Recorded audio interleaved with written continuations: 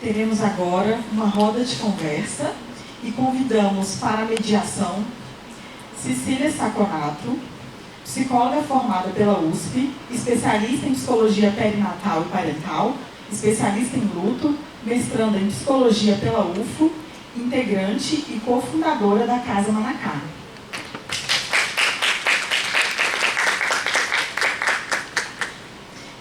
E Jéssica de Paula, psicóloga formada em psicoterapia do luto, em tanatologia e em cuidados paliativos e integrante da Casa Manacá.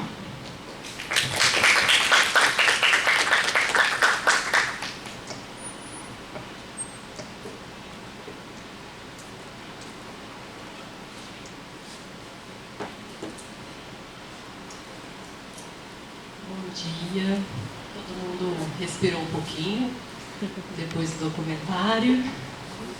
Ele é bem denso, né? E a gente resolveu fazer esse copo, dar uma respirada, para depois voltar. E aí a ideia, pessoal, é um bate-papo mesmo. A gente até preparou aqui uma apresentaçãozinha, né, Jéssica? Mas a ideia é vocês participarem. E aí, a grande questão, assim, que ficou pra gente, eu e Jéssica discutindo, né, sobre o documentário, quais reflexões que a gente ia trazer aqui com vocês, foi essa questão do significado da vida. Alguém quer arriscar? Se tem algum significado, o que ficou desse documentário para vocês sobre esse significado? O que significa a vida? Tem que esperar aí no microfone.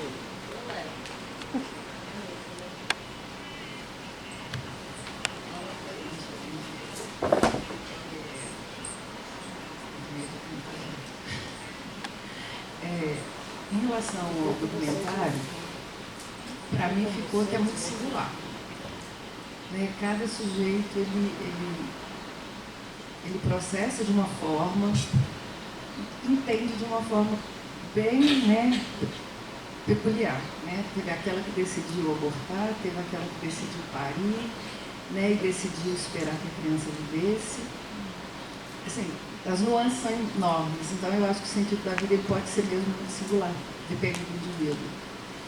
Né? E para mim, o significado da vida, eu acho que é viver enquanto é possível. Não tem, né, não tem padrão.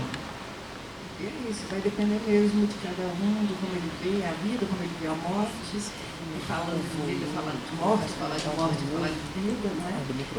E enfim, o documentário é muito tenso mesmo, como você disse, mas e como é que a gente pode julgar, né? Ali cada uma, não é possível. Porque dentro da sua singularidade, cada uma vê e entende de uma forma que é muito diferente. Eu acho muito bacana, porque a gente pode perceber várias nuances ali. Né? Então é isso.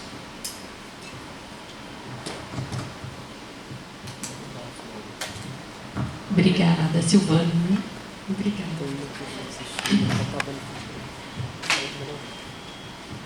Então, assim, o que eu achei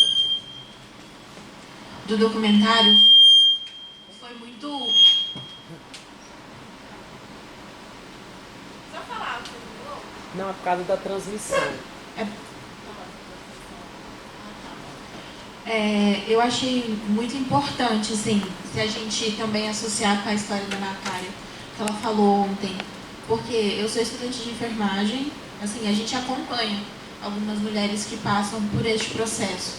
E a gente vê que é muito do indivíduo, assim como ela falou.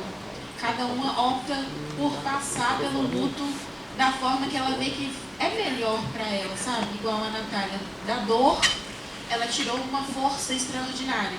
No entanto, eu estava comentando com a minha amiga, que mulher forte, né? Que coisa linda isso que você fez, Natália. Da sua dor, você fez algo grande. E eu levei uma frase que ela falou ontem, que é tipo, se a gente compartilha a dor, a gente consegue minimizar ela, pelo menos um pouco, né? E ela compartilhando e assistindo o documentário, a Milena até me fez um questionamento assim, o que eu escolheria se eu estivesse passando por isso, né? Ou eu abortaria, ou eu queria conhecer? A dor se tornaria menor se eu conhecesse? No meu modo de pensar, até porque eu nunca passei por esse processo, eu acho que se eu conhecesse, para mim, seria um processo um pouco menos difícil. Mas aí ela já entrou também em contexto, falou que acho que se eu não conhecesse, seria um pouco mais fácil também. Então, assim, eu acho que vai muito do indivíduo e a forma com que ele escolhe passar por isso. A Natália tirou força de onde ela não tinha força, né? A Elis deu essa força para ela e ela foi atrás daquilo que ela realmente acreditava. Então, para mim, está sendo uma experiência incrível, porque, né, o poder, a potência de uma mulher, a potência de uma mãe, ela sempre vai ser mãe, né? Ela sempre vai ser mãe de 5 filhos, de 4 filhos. Então, é muito interessante isso, ver essa força que vem, que brota e... Não, eu quero conhecer. Não, eu não quero conhecer, eu não quero passar por isso. E também teve relatos de umas mães que eu vi que, se a minha criança nascer com esse problema, com essa síndrome, talvez aquilo não seja vida para ela. Então ela opta por interromper, ou não, eu quero passar os poucos minutos que eu tenho com ela, porque eu quero conhecer, eu quero ter esse contato. Obrigada por compartilhar a sua visão. Você foi falando e foi vindo várias coisas assim na minha cabeça. Porque uma das frases que marcou muito ali no início, quando a Elisa começa a falar o porquê de fazer esse documentário, ela fala algo mais ou menos nesse sentido de contar a nossa história juntas. Justamente para trazer essa visão de que aquela mãe, aquela mulher, aquela família que está vivenciando tudo aquilo, ela não está sozinha. E quando a gente compartilha a nossa história com outras mulheres, com outras pessoas, com outras famílias, a gente consegue ter essa visão tão ampla de que tanto a vida, o nascimento, a morte, o luto, as nossas histórias, elas também precisam desse apoio de outras pessoas para a gente não se sentir tão sozinha nesse processo. Que é geralmente o que acontece no luto, que muitas vezes ele não é reconhecido, não é validado, e aí deixa de ser cuidado também. Quando ela fala até mesmo essa questão do que é a vida. E aí a gente até conversou sobre isso, né, Cecília? Que fala qual foi aquela situação que da Elisa, que agora eu não me recordo. A gente foi estudar, né, para estar aqui com vocês, e aí a gente teve acesso a um conteúdo, a um relato, né, da própria Elisa Capai. Ela fez um relato no curso de formação do Instituto Luto Parental sobre o documentário. E aí, nesse relato, ela fala que, para ela, vida é um filho saudável e curioso. Então, olha que interessante essa questão. Né? O que é vida? E aí você traz, né, o relato da mãe. Mas, assim, vida, para mim, não é um bebê ligado ao aparelho, no UTI, com muitos processos invasivos, e eu levar para casa um home care, né? Então, assim, para ela, a decisão dela, né, da Elisa Capai, foi pautada nessa definição. E a gente sabe que a definição de vida foi mudando ao longo do tempo a história, né? Por muito tempo, na época de Platão, eles acreditavam que a vida era um sopro que acontecia no nascimento. E aí, outras teorias, né, inclusive a descoberta, né, do telescópio, proporcionou essa questão da visualização da vida bem antes, desde a fecundação, e aí as células vão se desenvolvendo, e aí tem teorias falando, não, mas a vida é a partir quando é detectado no bebê, ondas cerebrais. Então isso é muito relativo, né? Isso mostra que é um conceito que vai mudando e vai sendo construído, então tem muita influência cultural, né? E para uma mãe vai depender também, né? Se essa gravidez foi desejada, se ela não foi. Se ela for uma gravidez desejada, a vida vai acontecer mesmo antes do resultado positivo.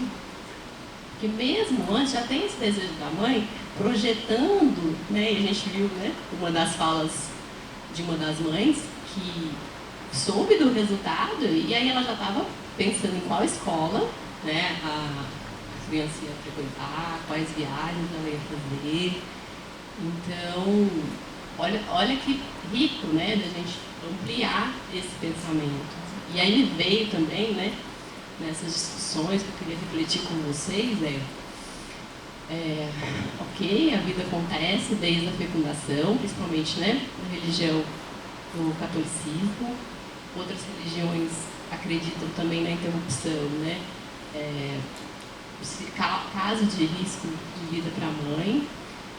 E aí me veio uma questão em relação, teve uma pergunta ontem, né, sobre o aborto e o luto, né, referente ao aborto no comecinho da gestação. Então, se a vida acontece desde a fecundação, por que será que é tão negligenciado esse luto gestacional, principalmente nas primeiras semanas? Por que será que um bebê ou uma mulher, né, que perde o filho no início da gestação, o filho dela é tratado como lixo hospitalar? Na maioria, né, dos hospitais. Igual a Nath colocou ontem. Então, que vida é essa? Qual que é o valor que tem? Né? E aí a gente passa por várias questões, né? Desde a nossa sociedade patriarcal, dessa questão do domínio, né, sobre o corpo da mulher ou não. Esse exemplo que a gente viu, né, que na época que ela fez o documentário, teve esse caso, né, da criança que engravidou e aí fizeram, né, muitas manifestações contra a interrupção da gravidez. E nesse caso especial, eu falei assim, mas qual vida que está sendo levada em conta? E a vida dessa criança? Né? Então, para a gente pensar o tanto que é conflitante essas definições, né? Então, assim, é desde a fecundação, mas aí tem o aborto, e aí não, você tem que superar, vai em frente, isso acontece, isso é normal. A gente normalizar, a gente banalizar situações que não são normais. Podem acontecer, mas normal não é, né? Porque é a experiência daquela mulher que está passando por aquilo pela primeira vez. Então, a gente se desarmar desses preconceitos é muito difícil também, inclusive na nossa profissão. Né? E como você fala, né? Estudante de enfermagem, você pode se deparar com isso, e aí os profissionais de saúde, a gente tem essa lacuna, né? Nós somos preparados para lidar, em especial, né? Com vida, e aí quando a morte acontece no contexto em que a vida é tão esperada, é esse baque, que é também um luto muito invisibilizado, né, do profissional de saúde. Não, você tem que se acostumar, isso acontece, você tem que ser forte. Então, essas reflexões, né, Jéssica? E até pensando em como que a gente cuida dessa idealização nesse processo de gestação. Que, como a Cecília disse, né, a vida muitas vezes ela vai começar antes do teste dar positivo ali. Essa mulher que muitas vezes ela já sonha em ser mãe, ela vai vivenciando esse luto até nesse processo dos não positivos. E como que fica esse luto quando a gente não cuida dessa ideia até da idealização? Uma das entrevistadas, quando ela traz as imagens ali naquele momento, uma das entrevistadas, quando ela traz um pouco da experiência dela, no momento que ela descobre a gestação, ela fala os 20 minutos que eu fiquei ali esperando o médico, eu já comecei a pensar na escola, que minha filha ia estudar, se ela ia fazer isso, se ela ia fazer aquilo. E quando tem esse momento da interrupção da gestação dela, essa negligência até mesmo ali da equipe de saúde, das pessoas ao nosso redor, da nossa família, que muitas vezes não entende aquilo que a gente está sentindo, então até mesmo, entre aspas, a escolha que é feita naquele momento, tem esse pré-julgamento de pensar o porquê que ela fez isso, ela não deveria ter feito aquilo. Vocês já acompanharam alguma situação, seja um relato, alguém próximo que vivenciou algo nesse sentido? Sim, já. E acompanhar uma amiga que estava no hospital.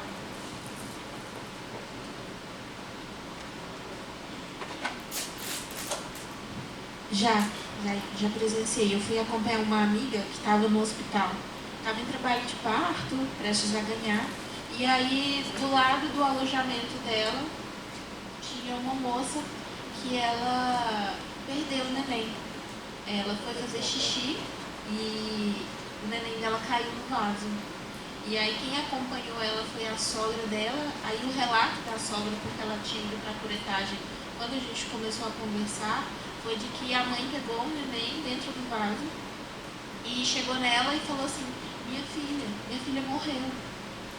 Então, aí no entanto que depois de todos os relatos aqui que eu ouvi, eu falei: gente, a dor, minha filha morreu.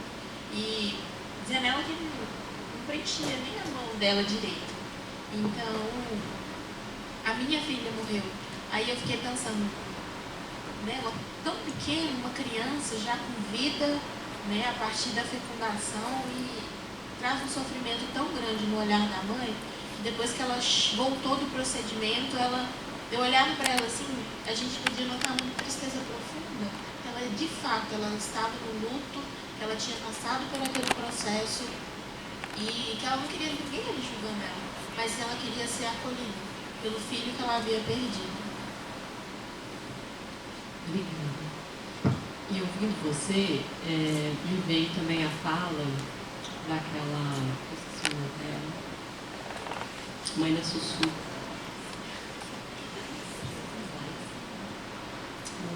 Mãe da Sussu, que passou no final, né? E ela fala dessa culpa. Nossa, a única função que eu tinha era proteger meu filho e eu não consegui. Então, olha o peso disso, né? Então, além da dor, né, de vivenciar a morte do filho, tem essa culpa, porque, assim, a gente sabe que culturalmente é esperado da mulher esse papel, essa função, né, de mãe. Não deveria ser, mas a gente sabe que ainda tem muito. Então, quando a mulher, então o luto da mulher passa por isso também, de pensar, nossa, eu não cumpri minha função, né, o que a sociedade espera de mim. Então passa por essa sensação de incapacidade, de impotência. Então são as várias faces desse luto, né? Então passa por isso. É um luto, eu costumo falar que é como se fosse uma gotinha assim, né, na água, e vai fazendo várias ondas. Então vai afetando em vários níveis a vida dessa mulher, desse casal, dessa família, né? Então é muito complexo mesmo. E aí, uma coisa que a gente gostaria de discutir também, trazer, refletir com vocês, é um termo incompatível com a vida, do próprio documentário, né? O que vocês acharam, assim? E aí fazendo um link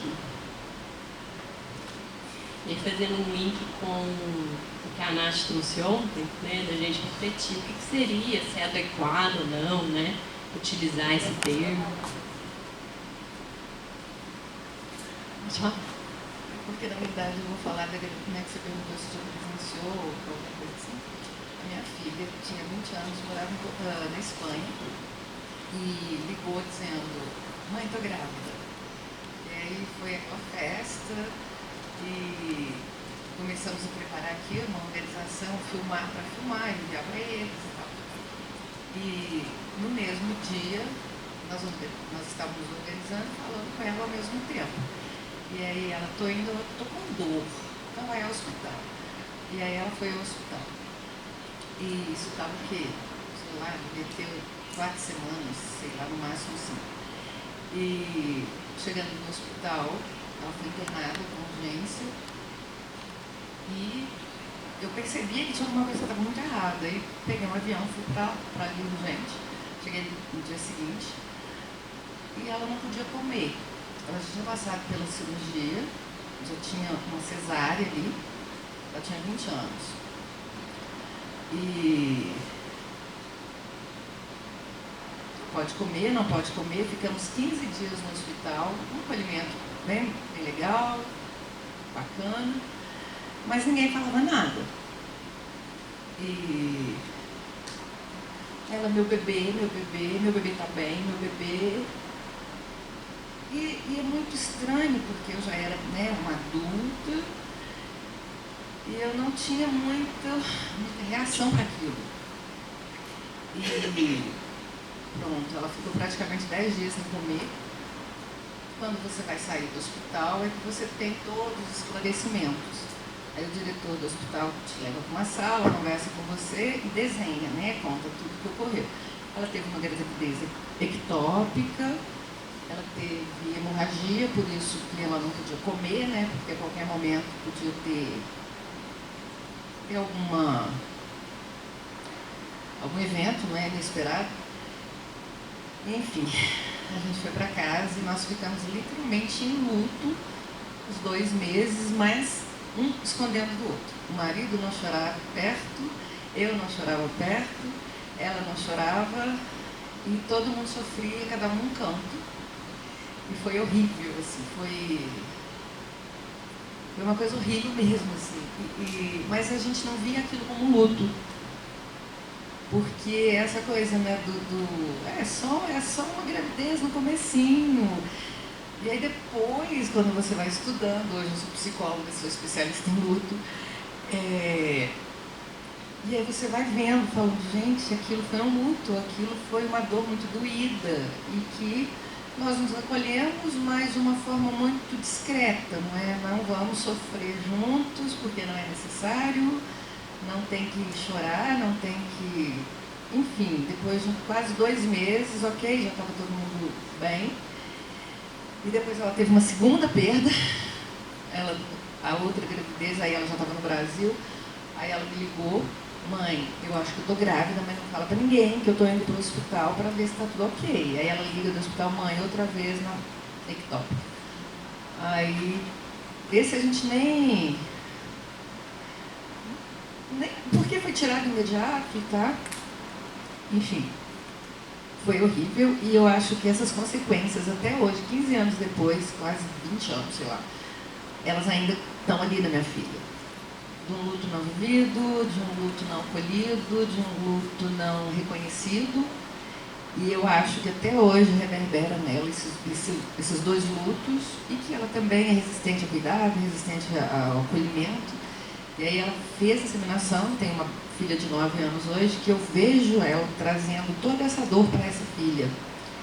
Então, a coisa do cuidado com o luto, né? Pronto, naquele momento a gente não sabia que aquilo era um luto. A gente não tomou isso como um luto, a gente tomou como uma dor que era doída, mas a gente não identificou como luto. Mas pronto, com o processo da vida, a gente foi percebendo e ela não busca cuidado. Então, assim, é consequência do luto complicado, não é? Não buscou cuidado, né? Quer dizer, não tínhamos a consciência do luto, mas hoje que tem, não busca e pronto, se vive mal, né?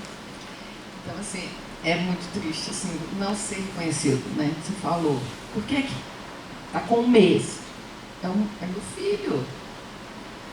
Eu também tenho o meu luto, desde meu filho com 29 anos, é meu filho, né? Que a menina falou ali. Eu não vou deixar de ser mãe de 3 filhos nunca. Eu sou mãe de 3 filhos, só que um mora no céu. Então o luto tem que ser acolhido, tem que ser abraçado, tem que ser amparado, né? Tem que ser falado. Porque eu penso, que ela falou antes, quando você fala, quando você partilha, quando você tem um grupo como o de vocês, a tendência é aliviar, porque a gente cura também pela fala, né? Então falar é essencial, é necessário e buscar cuidado, né? Não quer dizer que todo luto precise ser tratado com psicólogo e tal, mas se houver necessidade, vamos buscar, não é? Porque é necessário, é importante, porque reverbera lá na frente. Não é? Um luto não cuidado, não amparado, lá na frente ele vai reverberar. Não é? Então é isso. Obrigada por compartilhar com a gente seu relato. E falando até dessa questão do próprio processo de luto. O luto, ele deixa marcas, né? E eu falo que ele também não respeita muito esse tempo cronológico que a gente vive. Pode passar anos e anos e ele vai estar ali, de alguma forma. Até de uma maneira muito simbólica, trazendo como exemplo, para a gente conseguir visualizar um pouco isso. Eu gosto de pensar muito, até no documentário trouxe essas ondas do mar, né? Nesse vai e vem. E o luto, muitas vezes, ele vai e vem de diversas formas. E cada forma que ele vai, que ele vem de uma maneira diferente. E quando a gente passa a reconhecer isso, que ele vem de uma maneira diferente, independente da gente ter cuidado de algo que a gente está sentindo ali naquele momento, é uma oportunidade da gente se acolher. Independente do tempo que a gente tenha vivenciado o nosso luto, naquele momento que a gente sentir que é possível cuidar de alguma coisinha que aconteceu lá atrás, a gente vai conseguir acolher o nosso eu lá de trás, que muitas vezes não conseguiu vivenciar aquela situação. E o quanto é importante a gente olhar para isso com esse cuidado, com esse acolhimento e entender que o luto ele não tem aquele ponto final, que a gente nunca mais vai voltar naquela situação, que a gente não vai voltar a sentir algo que a gente viveu, mas ele vai ser essas ondas do mar. Que em vários momentos diferentes a gente pode sentir alguma coisa ali que foi impactante, que nos pegou de alguma forma. E cuidar disso, independente do momento que seja, é válido. E em um luto que ele não é reconhecido, isso muitas vezes tem esse julgamento. Tem essa ideia, as frases que muitas vezes a gente escuta. Daqui a pouco você engravida de novo, você é jovem, ainda bem que foi agora no começo. Quanto isso machuca ouvir algo nesse sentido, nesse momento?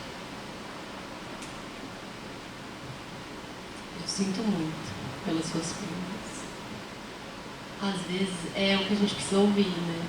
Alguém sente, porque a gente está sentindo.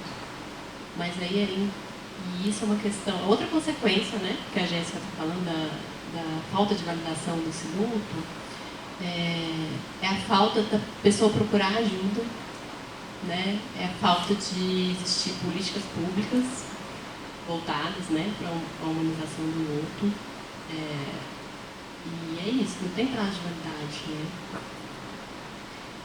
Eu me lembrei da primeira semana que a gente fez de conscientização, a gente fez uma exposição no shopping com fotos e histórias de famílias que tinham passado, né, por essa dor. E aí me emocionei muito que uma mulher, ela viu as fotos e ela chorou assim, muito emocionada. E parecia que ela estava pela primeira vez sendo validada do bebê que ela perdeu há 17 anos. Então é como você falou, se a gente não olha para essa questão, ela não some, fica ali. E de alguma forma volta, né, a aparecer. Então eu me lembrei, ouvindo você também, que desse caso, né, foi muito emocionante, assim, parecia que era a primeira vez que alguém estava falando para ela que ela podia chorar pelo bebê que ela perdeu.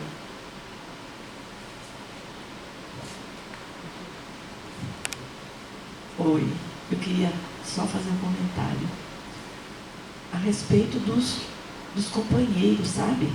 Dos maridos lá, ou maridos, ou namoridos. Quanto que isso é importante. Eu penso que quando aquele que está mais pertinho, a gente sabe, a mulher sabe, parece que fica mais fácil para ela, né? menos doído, menos ruim, aquilo, ela divide as coisas.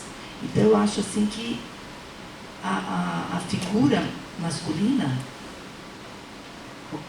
não masculina, a companhia, né? Quem está com você. Nossa, isso é tão importante, sabe? E ali a gente percebeu, né, o quanto aqueles homens, eles se sentiram culpados, eles acharam que não... O que eu fiz? O que está errado?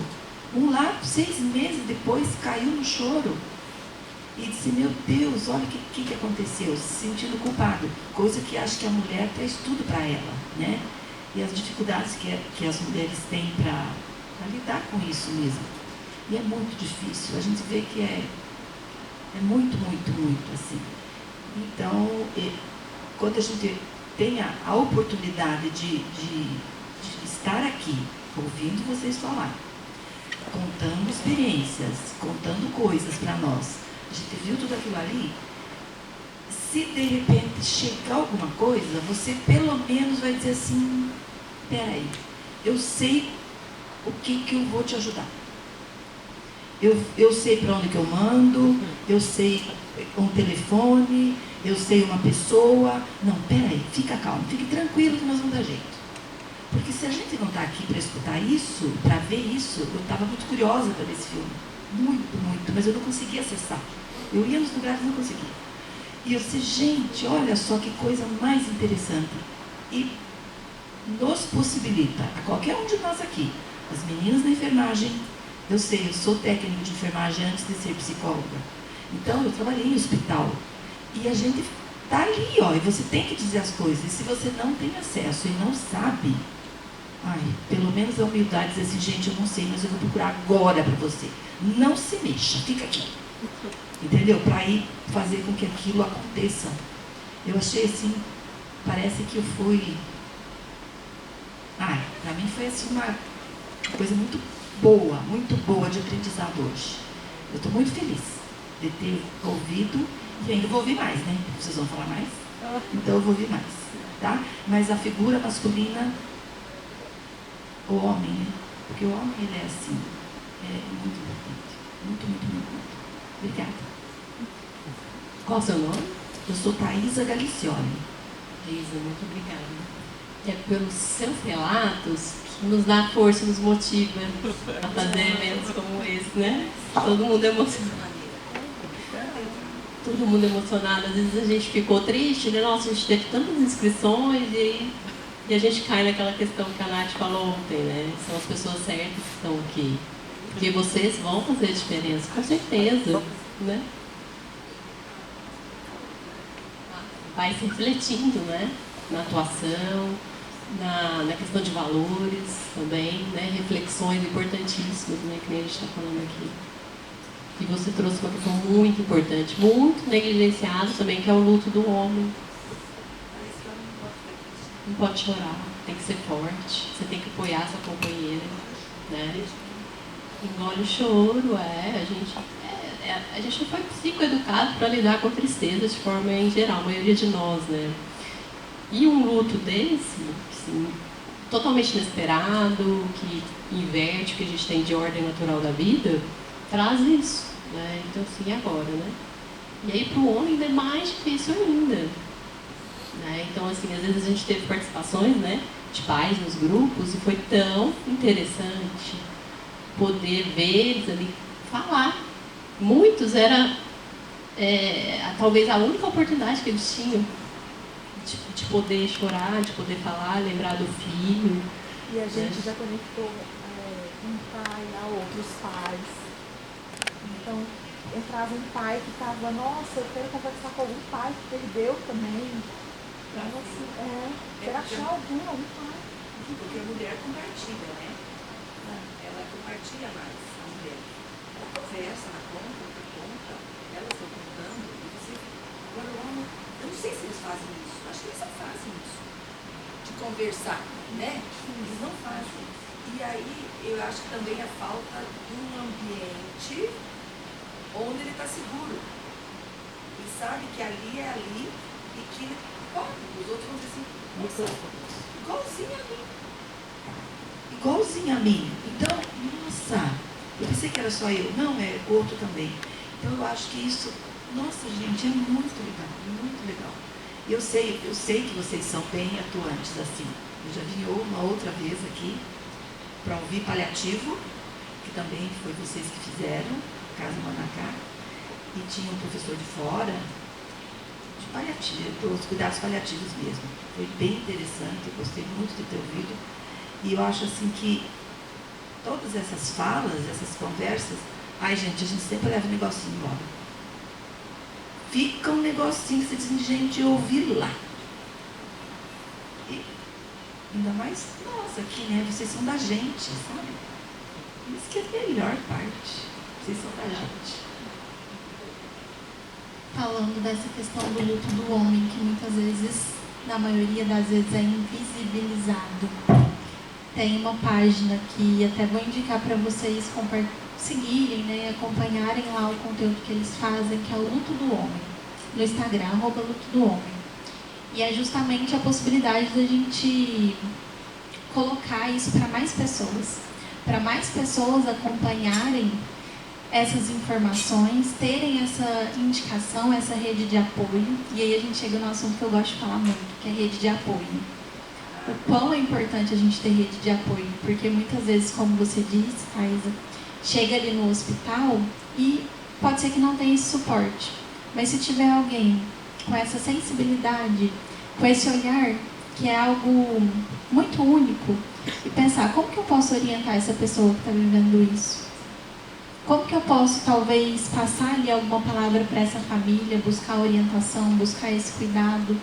Não que isso vai diminuir a dor do luto, não que isso vai mudar ali o que aquela família, o que aquela mãe está sentindo, mas a gente vai proporcionando pontos de apoio, para que aos poucos elas consigam enxergar onde que eu posso buscar esse apoio, esse cuidado, o que eu faço com o que está acontecendo comigo.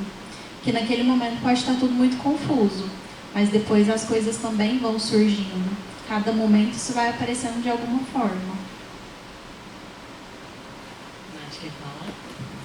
Se deixa, né? Se deixa. Bom, eu falo muito, né? Vocês já sabem. E, bom, não precisa nem de falar o tanto que esse documentário mexe comigo. É a segunda vez que eu assisto. Eu levei muito tempo para assistir, eu já tinha tido acesso e eu me senti obrigada a assistir porque eu ia dar uma aula numa formação, né? A aula chamava Incompatível com a Vida. Aí eu falei, bom, agora não tem como eu fugir. E hoje foi a segunda vez. São, enfim, N questões e temas, né, a serem tratados. A gente está puxando vários aqui com vocês. A questão do luto do homem, eu ia até indicar, né, é um grupo do Rio de Janeiro exclusivo para homens, não é só sobre luto de filhos, é qualquer tipo de luto, né? E o coordenador, que é o Daniel, quando eu passei pela minha perda, eu percebia, né, essa discrepância, diferença e distanciamento com o meu marido, né, no processo. E eu tive que estudar mais uma vez para poder saber lidar, né? E o Daniel, esse coordenador do luto do homem, me fala que a gente precisa de ouvir o silêncio dos homens. Né? Tem até um documentário que chama Silêncio dos Homens, porque a maneira de lidar é muito diferente das mulheres, né? E ele também fala que as mulheres vão para o sentir e os homens vão para o fazer. E realmente, o Luiz, meu marido, ele foi para o fazer, ele construiu uma fonte enorme, era até desproporcional com o espaço, ele foi construir uma fonte d'água, em homenagem a Elis. E ouvindo o coordenador do luto do homem, eu consegui melhorar a minha forma, né, de olhar e lidar com o luto do meu marido, né? Então foi bem especial e a gente precisa de validar esse sentimento, por mais que ele não seja expressado, né, que ele não seja tão escancarado como o das mulheres, né? São homens, são pais, eles não deixam de ser pais e eles têm todo o direito, precisam sentir e ter esse status validado. Aí voltando para o filme, né, eu acho que a gente, retomando até a chamada da Cecília, né, do termo incompatível com a vida, para discutir esse termo, eu acho que a gente perpassa por o que é a vida, né? E a gente vê no filme o tanto que é sutil e o quanto que é particular de cada pessoa. A gente pode ter todas as definições técnicas, científicas, né? Mas o olhar é do indivíduo. Então, aquela fala, né, que você compartilhou, Cecília, da Elisa Capai, eu achei muito interessante, né? Para mim, é o meu filho com saúde e curioso. Se não for assim, para mim não é vida, né? E aí, ao mesmo tempo, uma outra mãe, né, gravei o nome de todos, mas, né, falando dessa dificuldade de ter que lidar com um bebê em UTI, entubado, né, conectado com máquinas. Que eu vivia isso, assim como a Isabela, né? Que eu não queria isso, assim, eu queria respeitar o tempo da Elis, sem violentá-la, né? Para mim eram violências, para mim, Natália.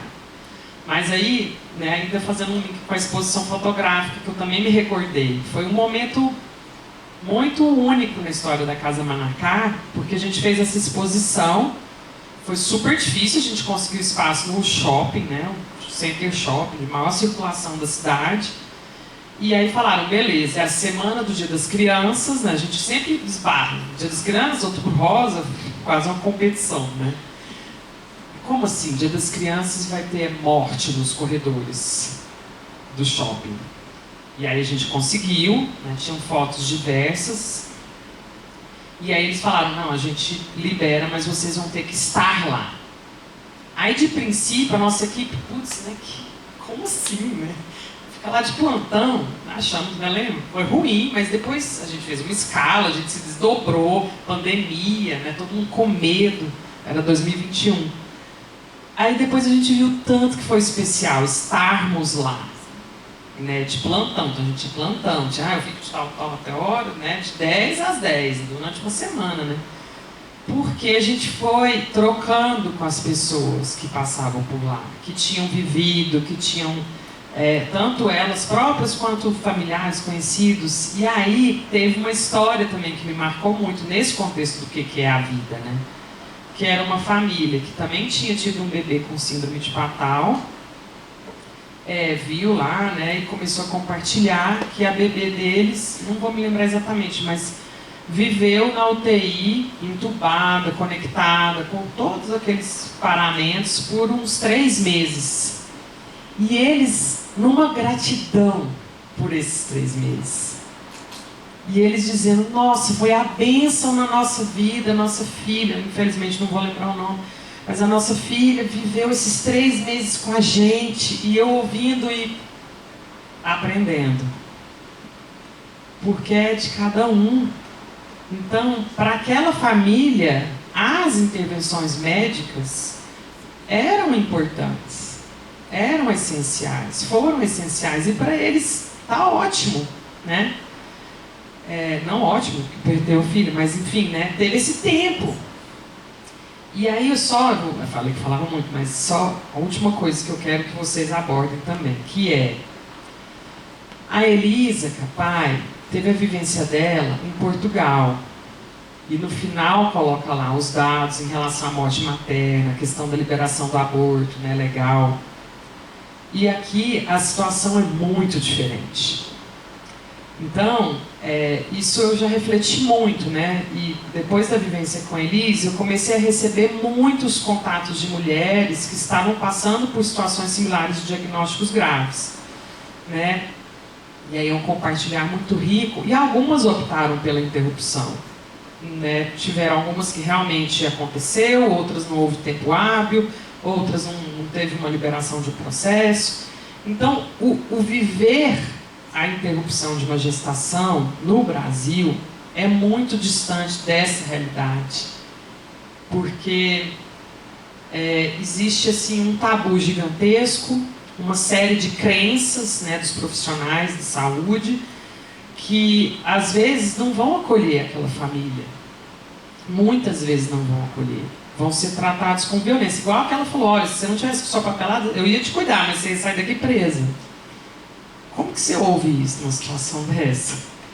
Então, assim, são vários, né, os aspectos que a gente pode discutir. E essa divergência, né, e dificuldade dessa humanização, especialmente numa situação, né, a humanização do luto perinatal, neonatal, gestacional, já é tão difícil, imagina numa situação de uma interrupção voluntária. O quanto que isso é, né, multiplicado, né, em termos, né, dessa dificuldade que essas famílias vão vivenciar. Não vou falar mais, gente. Obrigada, Nath. Pode falar, a gente gosta.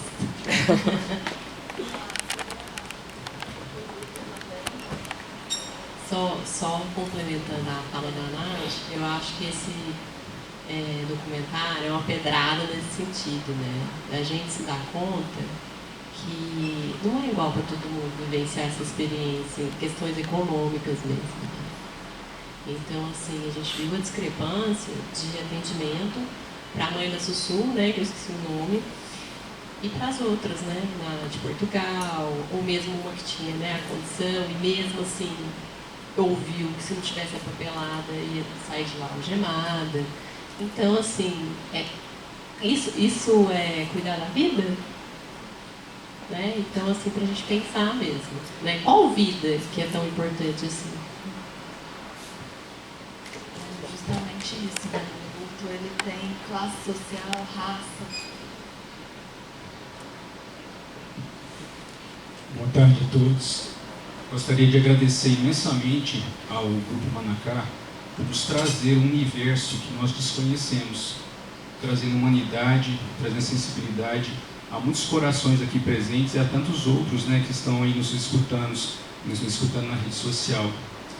Cada dor, cada sofrimento vivido intensamente por um grupo de pessoas que depois se transformam, né, diariamente para poder se erguer.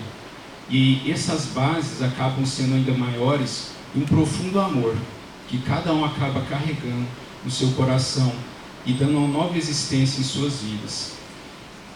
Não poderia deixar de citar, sem ser religioso, que esse encontro nos remete muito à parábola de Jesus da semeadura. Entre temos Mateus e Marcos e Lucas, colocando no mesmo, né, patamar o ensinamento da semente, e onde nós colocamos essa semente em terras, que somos nós mesmos, e que cada uma delas vai dar o fruto que é necessário.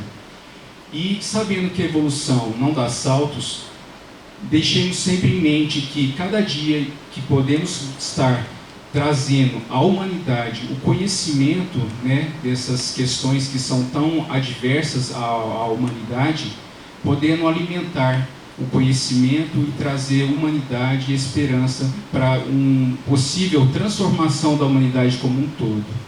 Faço votos que vocês sempre permaneçam nessa luta contínua de poder modificar as mentes das pessoas e poder levar uma transformação de forma efetiva na humanidade como um todo, viu? Faço votos que vocês continuem perseverando num trabalho tão lindo e tão maravilhoso e gratificante para toda a humanidade. Nossa, muito obrigada. Qual é o seu nome? Eu falo que esse feedback de vocês é o que nos motiva, é o que nos faz estar, né, presente, é o que nos faz estar num trabalho voluntário, que a gente tem que fazer milhares de coisas, mas a gente está aqui, está na nossa 4ª semana, e é tão legal que existe um movimento nacional, né, da semana de conscientização, mas Uberlândia é uma das poucas cidades que faz esse evento presencial, então assim, a gente tem que valorizar bastante. A maioria dos outros coletivos, que tem outros grupos, né, de apoio ao luto, fazem um movimento online e nacional, e a gente faz questão de estar aqui presencial, porque a gente acredita justamente nisso que você trouxe, é uma sementinha. Então a gente tem que espalhar essas sementes, né? Semente está chegando. Eu fiquei sabendo lá em Belo Horizonte.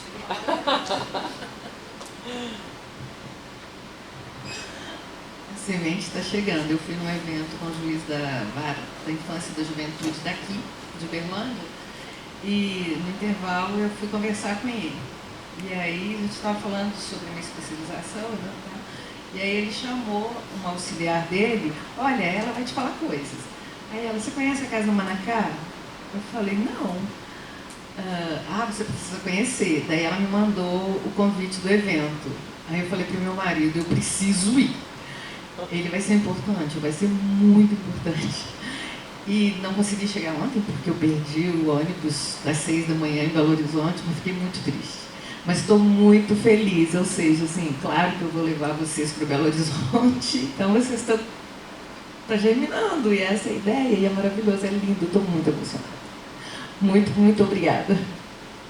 Nós que agradecemos, Silvana.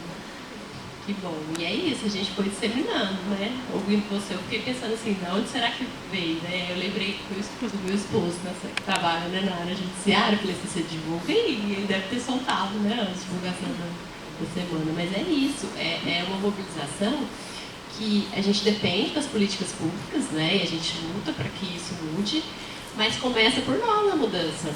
Então a gente não pode ficar esperando acontecer, né? A gente tem que ir e fazer acontecer.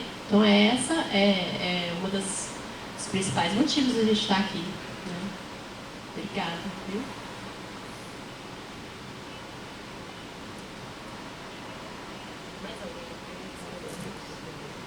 Mais alguém tem alguma pergunta? Quer compartilhar algo? Nosso tempo passou muito rápido. O negócio é bom, né? Queria agradecer a participação do pessoal que está online, dizer que a gente volta daqui a pouquinho, às 2h30. Eu gostaria de pedir que vocês respondessem o questionário, que vocês vão responder depois, avaliando o evento, ali pelo QR Code, avaliando essa parte da manhã. E agora chegou uma hora boa, vamos fazer um sorteio de alguns brindes. Pode sorteio, você quer fazer? Sim, eu vou.